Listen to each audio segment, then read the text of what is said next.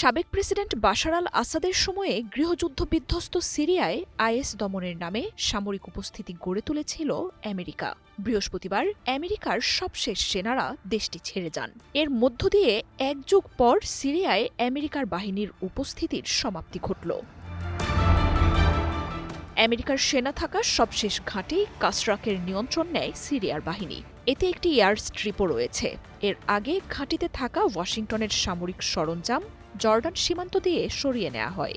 ইরাকের ইরান সমর্থিত প্যারামিলিটারি বাহিনীর আক্রমণ এড়াতে আমেরিকার সেনারা বাড়তি এই সতর্কতা পালন করেন। ভবিষ্যৎ হোক নিরাপদ, বিনিয়োগ হোক বিশ্বস্ত, আর আমার পছন্দ সল্ট বে। ওয়েলকাম টু সল্ট বে। বৃহস্পতিবার এক বিবৃতিতে সিরিয়ার পররাষ্ট্র মন্ত্রণালয় আমেরিকার বাহিনীর পুরোপুরি নিয়ন্ত্রণ হস্তান্তরের এই ঘটনাকে স্বাগত জানান।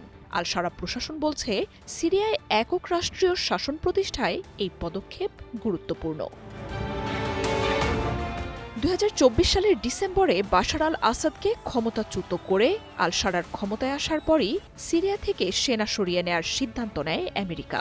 আল শারার নেতৃত্বাধীন সরকারকে সমর্থনও দেয় ওয়াশিংটন।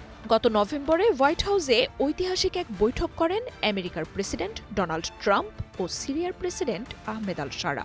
জানুয়ারিতে আমেরিকার সমর্থিত সিরিয়ার কুর্দি নেতৃত্বাধীন বিদ্রোহী গোষ্ঠী এসটিএফ এর সাথে দামাস্কাস সরকারের আনুষ্ঠানিক চুক্তি হয়।